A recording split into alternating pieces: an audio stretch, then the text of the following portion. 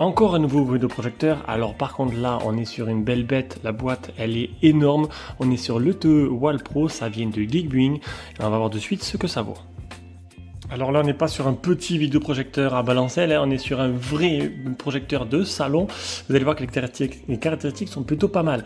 Alors on a la télécommande, une télécommande avec aussi un Android TV officiel, donc on aura directement les raccourcis Netflix, Disney, Prime Video, YouTube, petite chiffonnette, le gros transfo qui fournit avec et le projecteur. Alors pour ceux qui suivent la chaîne, vous avez pu voir que j'ai testé il n'y a pas longtemps le ETE 6 Pro, j'ai été ultra convaincu. ETE, c'est des fabricants de projecteurs qui font de très très bons produits. Le son et l'image étaient quasiment parfaits et j'ai été bluffé par le rapport qualité-prix. Là on est sur un tarif de 439 €, donc on est la gamme en dessus. Je m'attends franchement à un bangers, on verra bien si c'est une réussite ou pas. Donc niveau caractéristique, on est sur une source qui est LED en Full HD avec le décodage du 4K bien sûr, mais bon l'image sera downgradée avec estimé à 30 000 heures, voilà, c'est à peu près ce qui est donné pour la LED, c'est 30 000 heures d'autonomie, donc vous avez vraiment de quoi voir venir. Hein. La luminosité, elle est de 1800 lumens Sensi, bien sûr, je vous mesurerai la luminosité, ce sera vraiment à titre indicatif, compatible HDR10 pour la gestion des contrastes, système Android TV, alors sur le site c'est marqué Android 14 et sur la boîte Android 11. Je pense qu'il y a une petite mise à jour depuis niveau logiciel. Au parleur stéréo, on a 2 x 10 watts avec certification Dolby Digital Plus. Et au niveau des capteurs, on a autofocus et correction automatique des trapèzes. Il ne parle pas de l'évitement d'obstacles et de la reconnaissance d'écran. Au niveau de la connectivité, Wi-Fi double bande, HDMI 2.1 et Bluetooth 5.1. Donc sur l'avant du projecteur, on va y retrouver la LED, les capteurs tout simplement pour mesurer l'autofocus. Au-dessus, on aura des boutons qui sont des boutons physiques. Voilà, je vous penche un peu tout ça histoire que vous voyez bien. On va maintenant tourner le projecteur sur le côté, donc on aura les degrés des haut-parleurs, 2 x 10 watts. À l'arrière, on aura tous les connecteurs en dessous, donc là c'est pour mettre le transfo, le HDMI 2.1, l'USB, ça c'est le petit voyant télécommande et le port casque. On va continuer de l'autre côté. De l'autre côté, on n'a rien. Et maintenant, on va regarder en dessous, voir comment... Voilà, donc ça, en dessous, on aura les 2 patins antidérapants.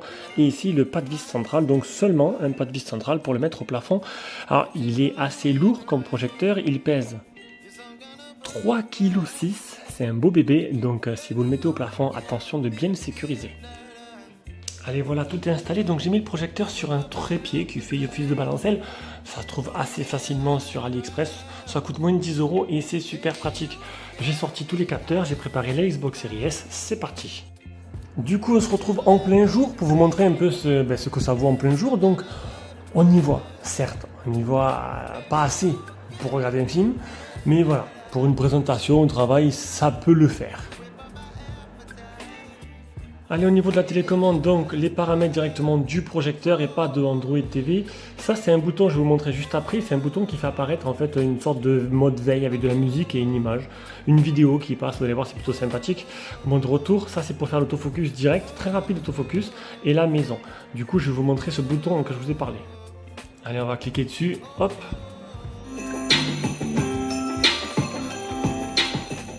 Bon, les vidéos changent. Hein. Là, j'ai le Père Noël, mais... Voilà. Je crois qu'il y avait pareil dans le style pro, j'avais pas trop testé. Par contre, le son, il a l'air fantastique encore une fois. Et même en plein jour, l'image est plutôt pas mal, je trouve. Ça veut dire qu'il y a une très très bonne luminosité. Allez, du coup, on se retrouve directement sur Android TV ou Google TV, comment vous l'appelez. Donc, bien sûr, c'est la meilleure chose qu'il puisse avoir dans le projecteur. Hein. C'est le meilleur OS parce qu'on aura tout simplement toutes les applications officielles. C'est assez ouvert et ça, c'est plutôt pas mal. Ceux qui veulent bidouiller un peu, il y a pas mal de possibilités avec. On va aller voir tout simplement commencer par les options qui sont liées au projecteur et pas à Google TV directement. Alors, il y a un bouton directement qui est un bouton raccourci sur la télécommande. Alors, non, c'est pas celui-là, c'était presque ça. Alors je me suis mis, étant donné que en fait je suis à l'opposé de la lentille, j'ai mis un peu l'écran, le téléphone devant le projecteur. Mais bon, ça ne prend pas la lentille. Alors on va voir un peu niveau mise au point, je pense que c'est un peu trop lumineux.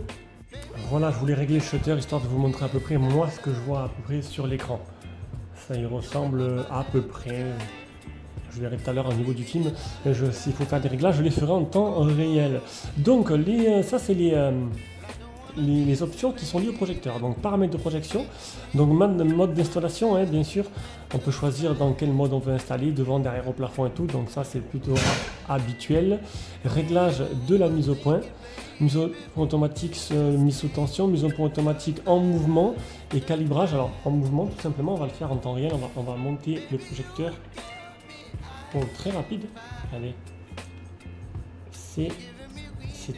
l'autofocus est extrêmement rapide. Alors là, rien à dire. Niveau rapidité d'autofocus, c'est parfait. Après, on a le zoom infini, le correction à 4 points, donc ça, c'est les trapèzes. Mais honnêtement, l'image est rectangulaire. Alors, elle est parfaite, hein, l'image. Il y a même un bouton, si vous voulez, pour régler manuellement le focus, si vous trouvez que c'est pas top, mais honnêtement, rien à dire, c'est quasiment instantané.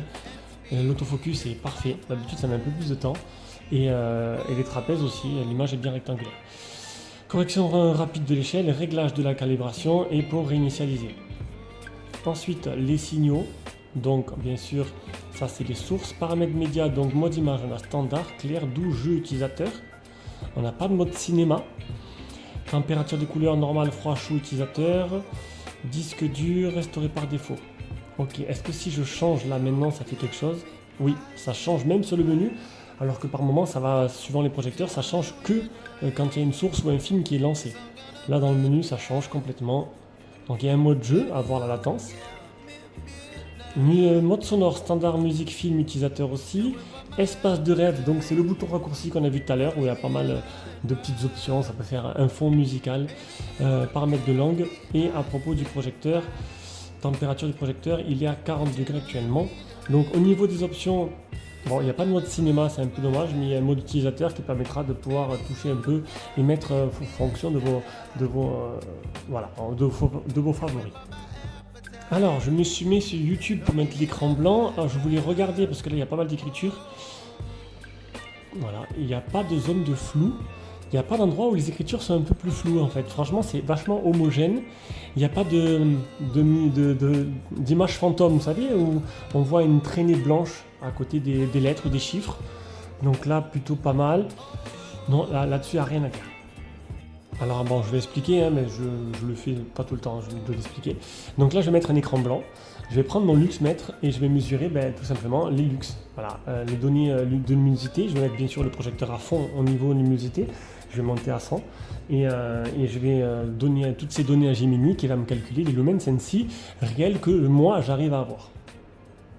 Alors déjà le rapport de projection, je suis à 1m93 du mur et j'ai une diagonale de 1m86, donc c'est un peu plus au-dessus de 1. Au niveau de la soufflerie, quand je mets le sonomètre directement collé au projecteur, j'ai 52 décibels. Dès que je m'éloigne de 30 cm, je tombe en dessous des 30 décibels, donc ça va. On entend une soufflerie, mais c'est quand même assez silencieux.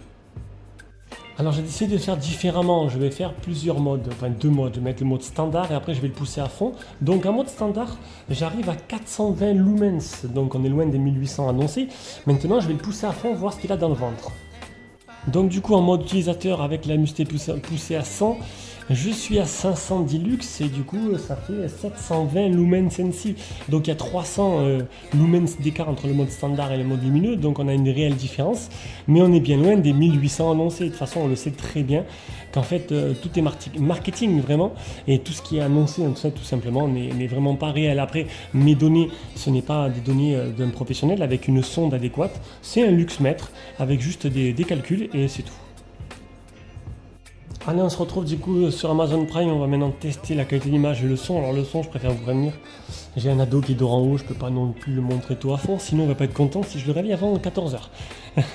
Du coup, on est sur le menu principal, j'ai réglé le shutter pour essayer de vous mettre la meilleure qualité par rapport à ce que moi je vois à l'écran. Par contre, je trouve que, alors il y a pas mal de, en fait les détails sont trop prononcés, je trouve. Attendez, non, c'est avec la télécommande, je trouve les détails trop prononcés. Je vais jouer un peu sur la qualité d'image en mode standard. On va en temps réel. Alors clair, c'est trop clair. Le mode doux est un peu plus approprié. Le mode doux, c'est un peu comme le mode cinéma. Et du coup, ça adoucit un peu les détails. Je trouve que c'était un peu trop prononcé. Là, l'image est plutôt jolie. Sonic est plutôt bien détaillé. Par contre, Sonic est trop sombre. On va régler tout ça.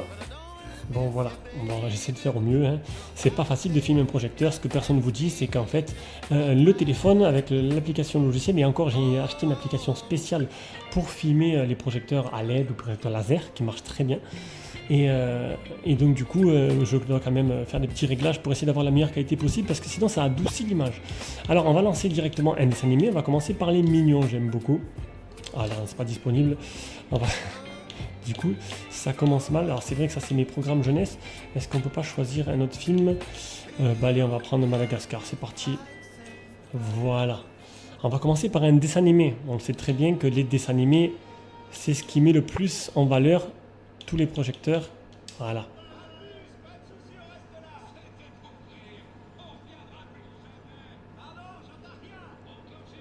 On va quand même monter un peu le son. Hein. J'ai rêvé ou ils ont dit qu'ils reviendraient jamais? Les gars? Alors au niveau du son, j'ai mis en mode film. Hein. Marty? Ah, chic alors, tu es là. Tu veux pas de m'affiler ça? Je meurs de faim. Miam, miam, miam. Mais non, c'était pour rire, t'inquiète. Je ne sens plus rien dans cette pâte-là depuis 20 ans. Mais man, pourquoi tu as cette tête-là? Tu l'as vu? Alors l'image, elle est superbe. Voilà, l'image est superbe. Et le son, il est super. Pas besoin de barre de son. Il y a tout été intégré dedans. Et là, franchement, il n'y a rien à dire. Ta bovine, toi? Gloria, pourquoi vous êtes tous si vieux? Dis donc, c'est quand la dernière fois que tu t'es vu dans une glace? Quoi? Hein? Réveille-toi, réveille-toi. Bon, elle est pas mal du tout. On va maintenant regarder un vrai film. On va mettre alors Sonic 2. Ah, Sonic 2 n'est pas disponible. Sonic 1 peut-être? Non plus. Bon, bah écoutez. Allez, ça va être le Seigneur des Anneaux avec la scène d'intro de la saison 1 qui est plutôt pas mal du tout.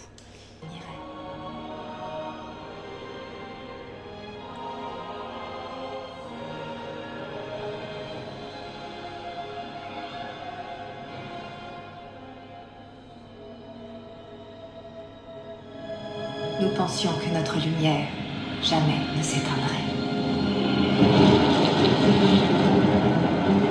Alors, lorsque le grand fléau Morgoth détruisit la lumière de notre royaume, nous résistâmes. Et une légion entière d'elfes partit en guerre.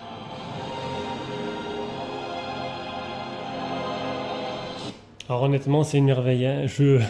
J'adore complètement. Honnêtement, j'ai été déjà subjugué par le Eteosil Pro. Mais là, ce modèle-là fait encore mieux. Donc, bon, il est plus gros. C'est un gros modèle de salon hein, que vous n'allez pas transporter, ça c'est sûr. Alors que le Seal Pro, on peut le transporter un peu parce qu'il bon, il est gros, mais il y a une anse de transport. Franchement, le son est fantastique. Le son est fantastique. Alors, je ne le pousse pas à fond, je vous l'ai dit. Je l'ai poussé à 50 déjà.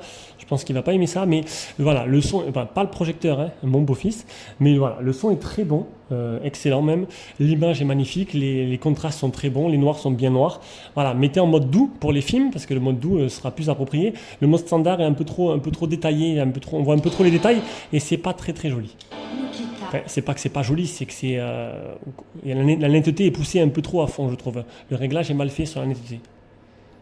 Valinor, notre foyer, pour nous rendre dans un royaume lointain, un royaume rempli de périls inconnus et d'innombrables créatures étranges.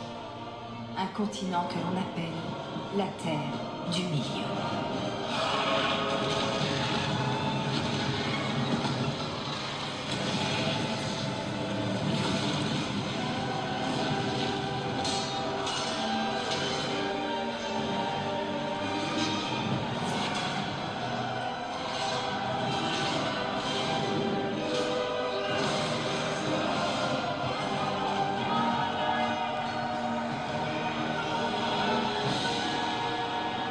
Allez, on s'est fait plaisir, on va pas rater tout le film.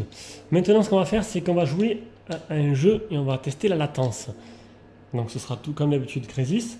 Je vais passer en mode jeu. Alors le mode jeu, Je ne sais pas si vraiment c'est juste pour des couleurs spéciales ou si c'est vraiment pour mettre en mode jeu pour réduire une latence With CryEngine. qu'il pourrait avoir.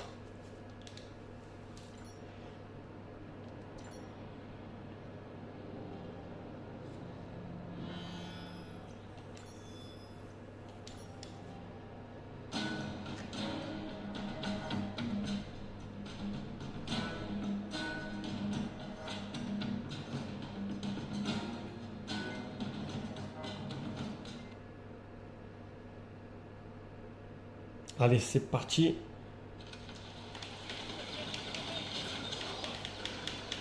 Oh, très faible. Latence. La latence est très très faible. Oula.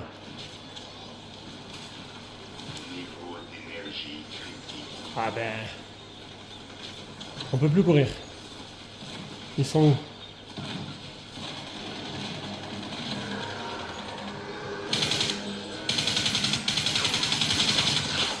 Oula.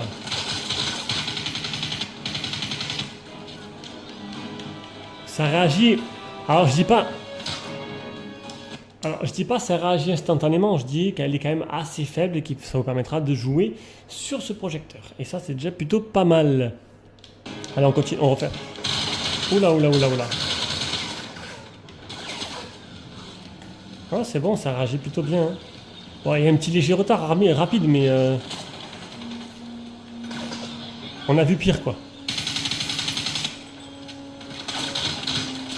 Allez, c'est bon.